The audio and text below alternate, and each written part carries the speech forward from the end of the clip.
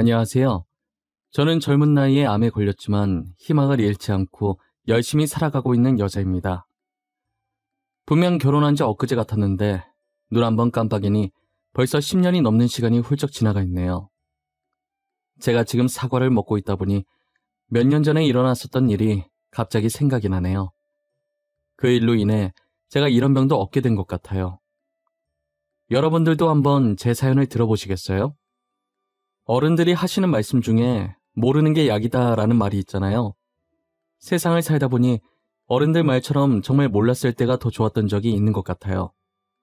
저 말이 제일 잘 어울리는 대표적인 경우가 바로 뒷담화 같은 거잖아요. 누구보다 저를 사랑해주고 아껴주던 사람이 뒤에서 저를 욕하고 있다는 사실이 얼마나 슬픈 일이에요. 지금부터 여러분들께 이 뒷담화에 관한 이야기를 들려드리려고 해요. 저는 금수저까진 아니더라도 하고 싶은 거 다 할 수 있는 꽤나 잘 사는 집안의 외동딸로 태어나서 부모님에게 사랑을 듬뿍 받으면서 살아왔었어요. 저희 부모님은 저를 만지면 깨질까, 잡으면 부서질까 그렇게 금이야 오기야 귀하게 키우셨어요. 이렇게 부모에게 사랑을 듬뿍 받아야 훗날 결혼해서 남편에게 사랑을 많이 받을 수 있다고 하시면서요. 저도 사춘기 시절 반항을 한 적이 있는데 부모님께서는 단 한 번도 소리치거나 손을 올린 적이 없었고 늘 따뜻하게 안아주시면서 왜 이런 행동을 하면 안 되는지 차근차근 설명해 주셨었어요. 그래서 제 사춘기는 태풍처럼 정말 짧게 휘몰아치다가 끝난 것 같아요. 항상 이런 부모님의 모습을 보면서 부모님같이 다정한 남자를 만나 결혼하고 싶다는 생각이 들었어요. 딸은 아버지 같은 남자 만난다는 말처럼 정말 아버지 같은 남자와 결혼하는 미래를 꿈꾸곤 했어요. 그렇게 20대 중반이 되었을 때쯤부터 친구들이 하나둘씩 결혼을 하기 시작하더라고요. 빠르면 벌써 아이까지 낳아서 애엄마가 된 친구들도 있었고요. 저는 친구들이 결혼하고 애를 낳을 동안에는 제대로 된 연애를 하지 못했어요. 다정한 아버지 때문에 눈이 높아진 건지 아무리 남자를 만나도 제 성에 차는 남자가 없었어요. 아직 결혼을 하지 않은 친구들 중에서 제가 눈이 너무 높다면서 눈을 조금 낮추라고 말한 친구가 있었고, 결혼한 친구들 중에서는 괜히 결혼했다며 후회하면서 결혼을 말리는 친구들도 있었어요.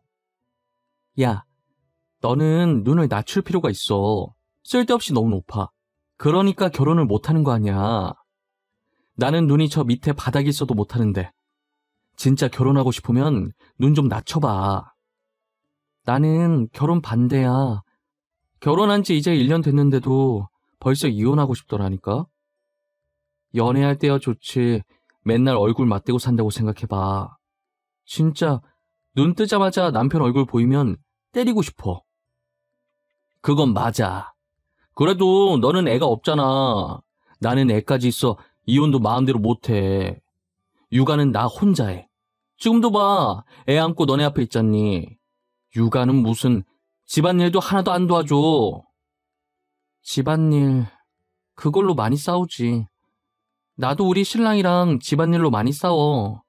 결혼 전에는 내 손에 물 한 방울 안 묻히게 한다더니 지금은 나보고 별 따오라고 한다니까. 야, 너네 얘기 들으니까 나까지 결혼 안 하고 싶어진다. 결혼은 현실이라고 하더니 그 말 틀린 거 하나 없나 보네. 주변 사람들한테 저런 말들을 듣다 보니 굳이 결혼을 해야 하나 싶은 생각도 들었어요. 그렇다고 비혼주의로 살자니 나중에 늙었을 때 남편이랑 자식들 없이 혼자서 너무 외로울 것 같았어요. 혹시나 제가 혼자 있다가 집에서 다치거나 죽었는데 아무도 모르고 그렇게 쓸쓸히 잊혀지면 어떡해요. 아주 잠깐 상상만 해도 끔찍하고 서러웠어요. 그렇게 혼자서 결혼을 해야 할지 말아야 할지 고민하고 있을 때 운명 같은 남자를 만나게 되었어요. 제가 회사에 입사한 지 얼마 지나지 않아서 남자 직원 한 명이 저희 회사로 이직을 한 거예요. 다들 잘생겼다고 호응하는데 외향적으로는 제 이상형이 아니었기 때문에 처음엔 아무 관심이 없었어요. 제가 강아지상을 되게 좋아하는데 그 직원은 고양이상으로 인상이 날카로웠거든요. 낯가리는 건지 웃지도 않고 굳은 표정으로 일관하길래 첫인상이 좋은 편은 아니었어요. 한동안은 제게 수많은 직원들 중 한 사람, 그 이상도 그 이하도 아닌 존재였어요. 그러다 그 사람과 같이 프로젝트를 하나 하게 되면서 친해지게 되었죠. 친해지고 나니 웃음이 정말 많은 사람이었다는 걸 알게 되었어요. 사소한 거에도 잘 웃어주고 썰렁한 개그를 해도 그 사람이 무안할까봐 배꼽 잡고 웃어주더라고요. 성격도 좋은데 남을 배려할 줄도 알고 알면 알수록 진국인 사람이었던 거예요. 게다가 다른 남자 직원들과 다르게 술에 대한 자부심이 없어서 못 마신다고 딱 잘라 말하면서도 사람 무안 주지 않고 술 먹은 사람들 비위 다 맞춰주며 회식 분위기를 망치지 않으려고 노력하더라고요. 대학 다닐 때도 그렇고 그 직원이 오기 전까지 회사 회식 때도 그렇고 자기 술 잘 마신다는 자부심 있었던 사람들만 보다가 이런 사람을 보니 신기했어요. 술 못 마시는 것에 전혀 부끄러움이 없었고 오히려 술 먹은 사람보다 더 잘 놀았어요. 의외의 모습이 계속 발견되다 보니 저도 모르게 점점 그 직원에게 관심이 가기 시작했어요. 그 후로 무의식 중에 제 눈은 그 직원을 쫓았고 저희 둘의 눈이 마주치는 횟수가 잦아졌어요. 그렇게 저희는 눈빛으로 시그널을 주고받다가 그 직원이 먼저 제게 고백을 하면서 사귀게 되었어요. 본격적으로 사내 연애를 시작했고 2년 정도 연애를 이어갔어요. 사람은 첫인상으로 판단하면 안 된다는 걸 그 남자를 통해 알게 되었어요. 그 남자는 그동안 제가 찾아다니던 저희 아버지 같은 다정함을 가진 사람이었어요. 연애를 하면서 이제껏 만났던 다른 남자와는 확실히 다른 느낌이 들었어요. 이 사람과 결혼하면 저희 부모님같이 행복한 가정을 만들 수 있겠구나 싶었죠. 그리고 어느 날 제게 반짝거리는 보석이 박힌 반지를 주며 프로포즈를 하는 거예요. 있잖아, 나 사실 너가 내 첫 여자친구야. 믿기지 않겠지만 진짜야. 우리 같은 고등학교 다녔던 거 모르지? 내가 너네 학교 선배였어. 그때부터 널 알았고. 어? 오빠 나랑 같은 고등학교 나왔다고? 왜 지금까지 말 안 했어? 아니, 어떻게 이런 우연이 있지? 너무 신기해.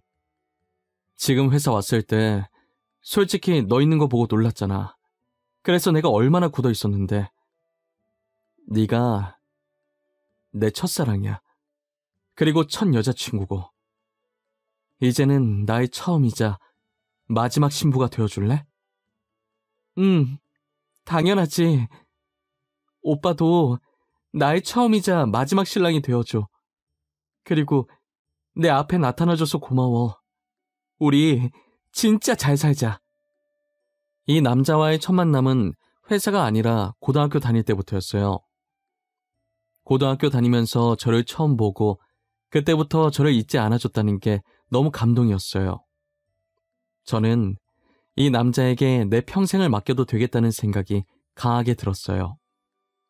제가 어떤 길을 걷게 되든 이 남자와 함께 걸으면 꽃길이 되겠구나 싶었습니다.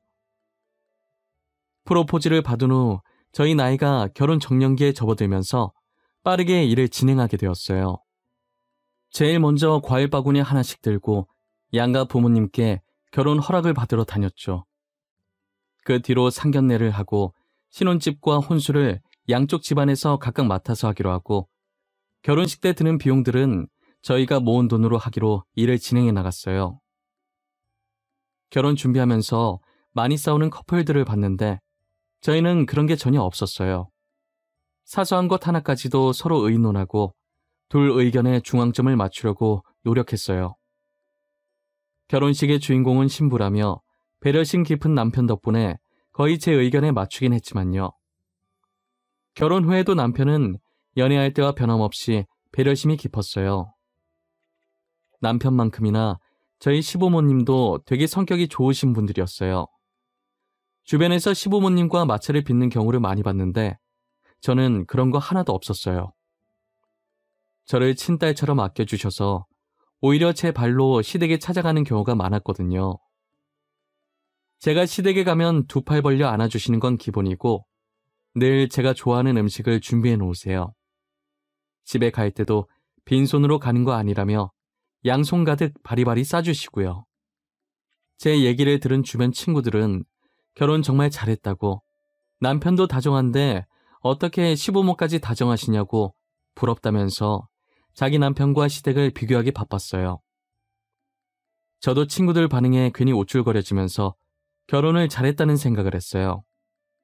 저는 시어머니께서 정말 좋으신 분이라 같이 팔짱 끼고 쇼핑을 다닐 정도로 친해요.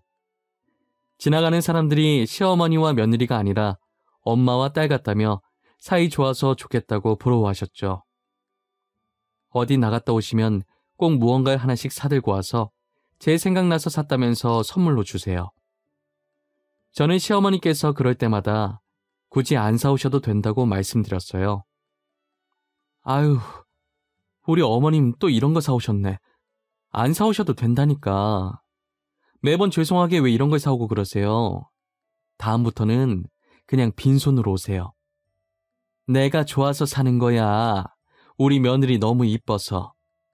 시애미 마음인데 안 받아줄 거야? 안 받아주면 서운할 것 같은데. 저 진짜 이번에 마지막으로 받는 거예요. 다음부턴 절대 사오지 마세요. 그 돈으로 어머님이 좋아하시는 거 사세요. 저는 진짜 괜찮아요. 알겠죠? 알겠어. 다음부터는 안 사올게. 근데 이건 너가 입으면 정말 잘 어울릴 것 같더라고. 보자마자 네 거다 싶은데 어떻게 안 사? 누가 살까봐 냉큼 내가 사왔지. 하여튼 못 말려요. 어머님처럼 며느리 잘 챙기는 시어머니는 없을 거예요. 저 정말 전생에 나라를 구했나 봐요. 어머님 같은 분을 만나고 말이에요. 어머, 얘 말 이쁘게 하는 거 봐. 너 일부러 나 기분 좋게 하려고 그러는 거지? 그런 거면 성공이네. 아, 맞다. 너 집 가기 전에 저 통 들고 가. 내가 너 좋아하는 간장게장 만들어놨어. 이렇게 제가 시댁만 갔다 하면 시어머니께서는 저를 빈손으로 보내는 일이 없으셨어요. 하나밖에 없는 며느리 뭐라도 하나 더 줄 것 없나 찾기 바쁘신 분이셨어요. 저는 그런 시어머니를 저희 어머니만큼이나 아끼고 좋아했었어요. 하지만 한없이 다정하고 며느리를 챙기던 시어머니에게도 감춰진 얼굴이 있더라고요. 시어머니께서 평소 사과를 잘 드시는데 꿀사과를 팔길래 사들고 시댁에 찾았어요. 집에 아무도 없었는데 조금 있으면 시어머니께서 들어오실 것 같길래 주방에서 사과를 깎고 있었어요. 제 예상대로 시어머니께서는 얼마 지나지 않아서 집에 들어오셨고 제가 주방에서 오셨냐고 말했지만 전화를 받으면서 들어오셔서 제 말을 듣지 못하신 듯 하셨어요. 거실 소파에 앉아서 계속 통화를 하시길래 깎은 사과를 들고 거실 쪽으로 향했어요. 그런데 시어머니께서 친구분과 통화하시는 내용이 심상치 않더라고요. 친구분의 말이 끝나고 시어머니께서 말을 하시는데 저는 듣고 거실로 가던 발을 멈췄어요. 니네 며느리는 그래도 양반이야. 솔직한 게 얼마나 좋아.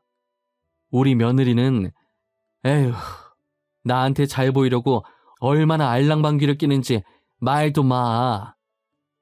그래도 전에 봤을 때 애교가 되게 많아 보이던데.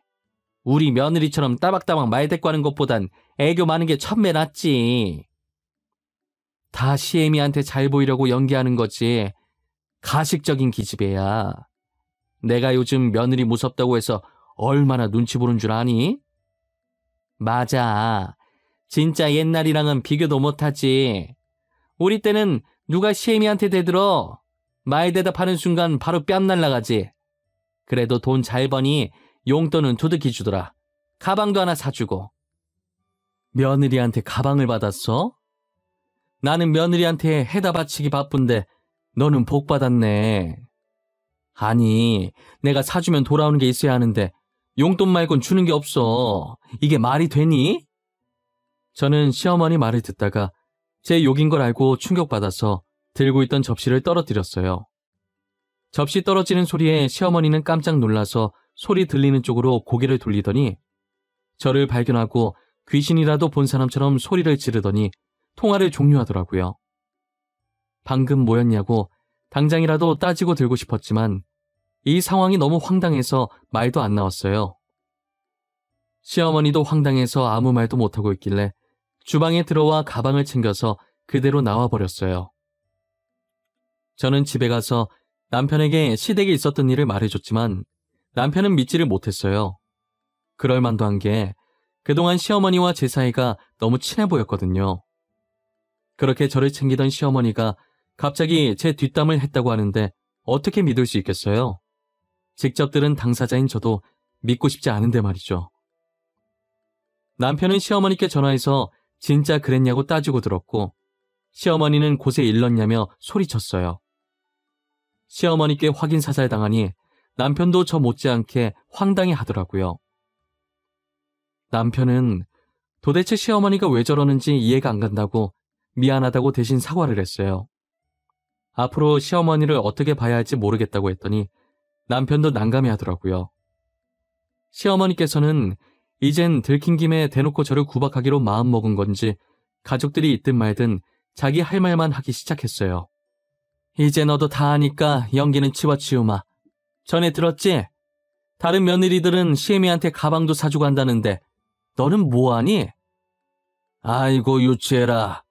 당신은 나이가 몇 갠데 며느리한테 가방 타령이야. 다른 며느리는 무슨 가방을 사줬다던? 그깟 가방 내가 사줄게. 당신은 끼어들지 마세요. 내가 그동안 쟤한테 해준 게 얼만데. 그리고 용돈도 다른 집 며느리는 매달 100만 원씩 준다던데 우리는 겨우 30이 뭐니 30이.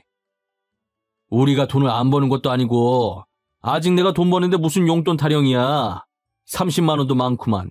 별걸로 다 10이네 이 할망구는. 아가, 내가 미안하다. 바쁜 애 잡아놓고 이러고 있네. 시어머니는 저를 시댁으로 불러서 매번 이렇게 유치하게 선물 타령, 용돈 타령을 하셨어요. 그럴 때마다 시아버지께서 시어머니 말에 딴지를 걸며 저를 도와주셨고요. 한두 번이면 모르겠는데 정말 시도 때도 없이 시댁으로 호출시켜서 저러셨어요. 집에 가서 남편한테 말하면 한두 번은 시어머니한테 화내다가 이젠 신경도 안 쓰는 거예요. 자기가 나서서 고쳐질 거였으면 진작에 고쳐졌을 거라고 아예 포기한 거죠. 선물을 해주고 치우자 싶은 생각에 선물 사드리면 싸가지 없이 선물만 덜렁 보냈다고 화내시는데 도대체 제가 어느 장단에 맞춰야 할지 모르겠더라고요. 어떤 선물을 하든 이것도 싫다 저것도 싫다 하시는데 도대체 뭘 바라시는 건지 감도 안 잡혔어요. 저는 시어머니 때문에 스트레스 받아 하루하루 살이 빠져가기 시작했어요. 그러다 속이 단단히 탈이 났는지 먹기만 하면 다 토해내게 되더라고요. 몸이 갈수록 안 좋아져서 검진을 받게 됐는데 갑상선암 판정을 받은 거예요. 암 판정뿐만 아니라 임신 3주차라는 판정도 받게 됐어요. 환자분, 현재 갑상선암이 꽤 많이 진행되고 있는 상태네요. 당장 혹 제거 수술을 하셔야 하는데 지금 임신까지 한 상태라서 임신 중단을 하고 바로 수술을 하셔야 할 것 같아요. 네? 선생님, 그게 무슨 말씀이세요? 암이라니. 게다가 제가 임신 중이라고요? 임신 3주차네요. 하지만 안타깝게도 아이를 포기하고 지금 당장 수술 날짜를 잡아야 할 것 같아요. 환자분 같은 경우에는 다행히 다른 곳에 전이는 안 된 것 같은데 지금 암 진행 상태가 빠른 편이거든요. 임신 중단 말곤 방법이 없는 건가요? 임신을 한 상태에서 치료는 못하는 건가요? 엄마가 어떻게 아이를 포기해요? 저는 절대 포기 못해요, 선생님. 죄송합니다. 지금 현재 환자분 상태를 봐선 임신 중단밖에 방법이 없어요. 아니면 환자분이 위험해지세요. 다른 곳 전이 안 됐을 때 빨리 혹을 제거해야 해요. 저는 별다른 방법이 없다고 해서 임신 중단을 하고 수술을 진행할 수밖에 없었어요. 남편도 의사 말에 따르자고 아이는 또 가지면 되니까 일단 저부터 살아달라고 부탁하더라고요. 제가 이렇게 혼자 아파서 말라갈 동안 자신이 신경 못 써줘서 미안하다고 아이보다 제가 더 중요하다면서 제발 아이 포기하고 수술 받자고 우는 거예요. 저는 남편 우는 모습에 같이 따라 울면서 알겠다고 그렇게 하겠다고 했죠. 그렇게 저는 혹 제거 수술을 무사히 마치고 회복실로 옮겨졌다가 일반 병실로 갔어요. 의식을 차린 뒤 의사 선생님과 목소리가 잘 나오는지 간단히 테스트를 하고 누워 있었어요. 남편의 손을 잡은 채 가만히 천장을 보면서 눈만 깜빡깜빡 거리고 있었는데 병실 문 여는 소리가 들리더니 시어머니께서 들어오시더라고요. 일어나. 목 수술한 거지 팔이랑 다리 수술한 거 아니잖아. 오늘 제사 있는 거 잊은 거야? 제사 음식 만들어야 하니까 얼른 일어나. 어머니, 진짜 미치신 거예요? 아픈 사람한테 지금 뭘 시키는 거예요? 진짜 왜 그래요? 어머니, 원래 이런 분 아니셨잖아요. 제발 정신 좀 차리세요. 이 사람 수술하고 이제 막 병실에 왔어요. 우리 손주 죽여놓고 뭐 이쁘다고 누워있어. 너 당장 안 일어나? 우리 피덩이 같은 손주 죽이고 너 혼자 사니까 좋니? 어? 좋냐고? 아, 뭐야? 사돈, 지금 아픈 사람 병실에서 이게 뭐하는 짓이에요? 어디서 이렇게 못 배운 티를 내는 거예요? 당신은 사람도 아니야. 이 물도 당신한테 아까워. 언제 오신 건지 친정어머니께서는 병실에 있던 물병 뚜껑을 열어서 시어머니 머리 위로 부어버렸어요. 친정어머니께서 오신 줄도 모르고 막말을 하던 시어머니는 물을 맞고 친정어머니 쪽으로 고개를 돌리고 저희 어머니와 눈이 마주치자 소스라치게 놀라더라고요. 어머니는 그래도 분이 안 풀렸는지 옆에 남은 수액거리를 들고 시어머니를 위협했어요. 친정어머니께서 무서운 표정으로 자신에게 다가오자 시어머니는 기겁을 하며 병실을 나갔어요. 처음 보는 어머니의 환한 모습에 놀라서 저는 눈만 꿈뻑거렸고 남편은 대신 사과하기 바빴어요. 어머니는 계속 고개를 숙이는 남편에게 잘못한 것도 없는 사람이 대신 고개 숙이지 말라며 대신하는 사과는 받지 않을 것이니 본인이 직접 와서 저한테 사과하라고 전하라고 하셨어요. 그리고 아무 일 없었다는 듯 무서운 표정을 풀고 제 머리를 쓰다듬어 주시고 눈물을 닦아주셨어요. 아까 시어머니한테 폭언을 들을 때 너무 서러워서 살짝 울었거든요. 어머니는 사람 같지도 않은 사람 때문에 스트레스 받지 말고 울지도 말라고 하셨어요. 그 사람한테 소비하는 제 감정이 너무 아깝다고 하시면서요. 저는 어머니의 말을 듣고 앞으로 시어머니와 연을 끊어야겠다는 생각이 들었어요. 남편이야 핏줄이니 제가 연 끊으라고 강요는 못하겠고 저 혼자라도 연을 끊겠다고 했죠. 남편도 이번 일로 많이 느꼈는지 알겠다고 했고 그 뒤로 저는 시댁 근처도 가지 않았어요. 그렇게 12년이라는 시간이 흘렀고 그 사이에 저와 남편은 딸 하나를 낳아서 키우고 있었어요.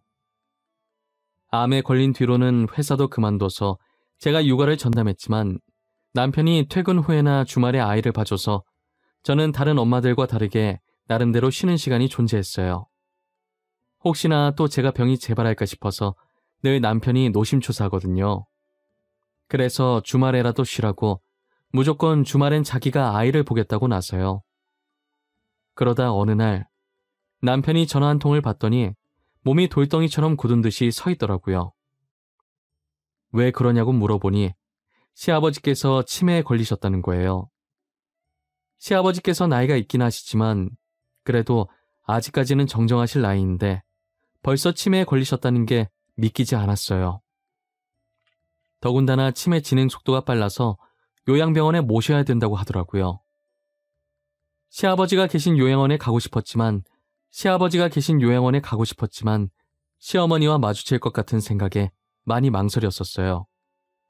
그래도 시어머니께서 난리칠 때마다 항상 중간에서 막아주셨던 분이 시아버지신데 안 가기도 못하고 해서 고민 많이 하다가 안 하고 나중에 후회하기 싫어서 요양원에 들리기로 했어요.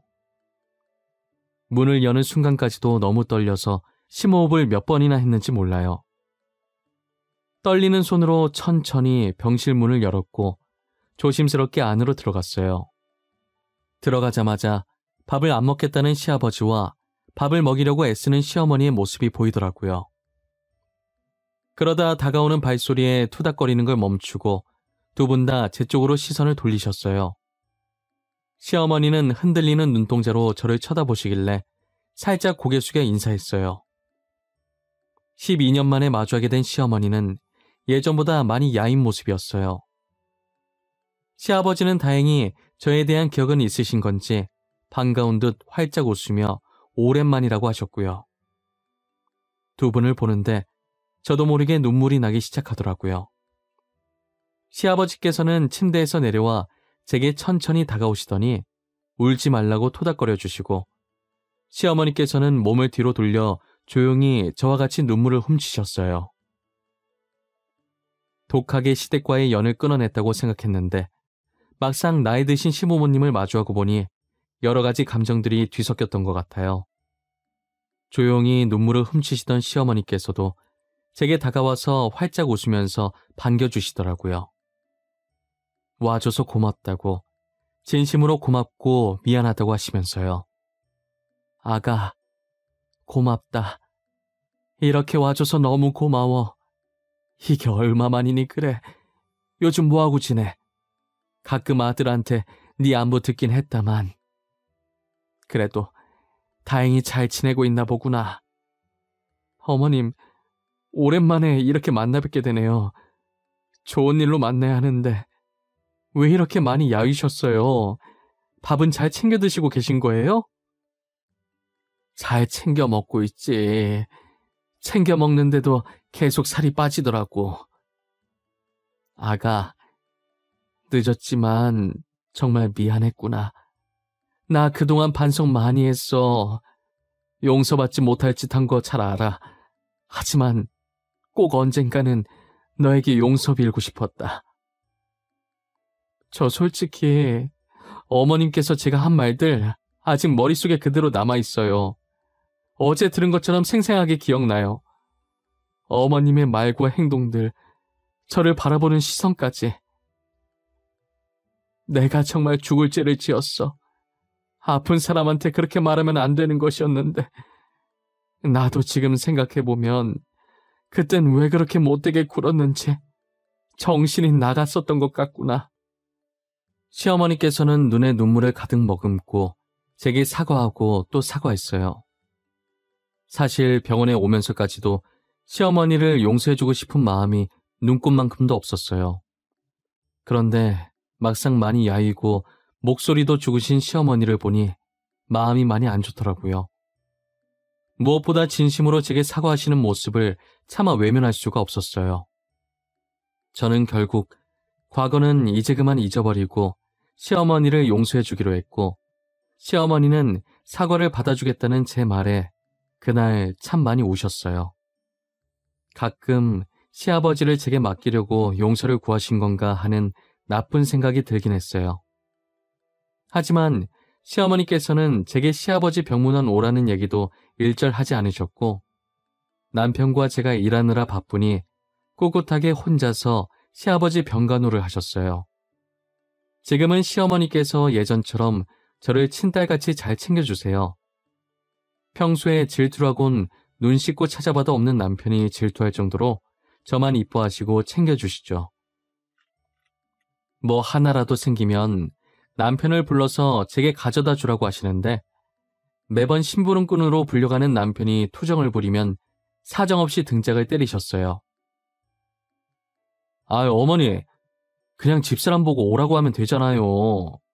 퇴근해서 집 가는 길에 가져가면 되는데 내가 심부름꾼도 아니고. 둘이 괜히 화해서 엄한 나만 피곤해졌어요, 진짜. 예, 지훈이 애미는 일하느라 피곤할 것 아니야. 아픈 사람을 굳이 못하러 여기까지 오라고 해. 네 말대로 네가 퇴근해서 집 가는 길에 잠깐 들러서 가지고 가면 되는 거지. 어머니, 집사람 완치받아서 괜찮아요. 그리고 저는 가끔 둘이 연 끊고 지냈을 때가 훨씬 좋았던 것 같아요. 그냥 두 사람 한 번 더 싸워서 다시 연 끊으면 안 되나? 이놈의 자식이, 쓸데없는 소리 할 거면 그거나 들고 빨리 가. 졸지의 남편은 저희 심부름꾼이 되었고, 저는 시어머니께 공주님 대접을 받으며 살고 있어요. 그동안 한 번도 못 봤던 손녀한테 못 해줬던 것도 다 해줄 거라면서 제 딸을 얼마나 이뻐하시는지 몰라요. 가끔 아들 낳을 생각 없냐고 넌지시 물어보시긴 하지만 제가 딸 하나로도 힘들다고 하니, 하긴 아이 낳으면 여자만 힘들다고 하고 싶은 대로 하라며 제 의견을 존중해 주셨어요. 진작에 이렇게 살았으면 얼마나 좋을까 싶은 생각을 요즘 따라 많이 하게 되네요. 아무래도 시부모님이 많이 늙으셨고 저희와 같이 할 세월이 얼마 남지 않아 더 그런 것 같아요. 함께 할 수 있는 시간 동안 시부모님과 함께 행복하고 좋은 추억 많이 쌓아보려고 해요. 제 사연은 여기까지입니다. 여러분들은 제 사연을 듣고 어떤 기분이 드셨나요?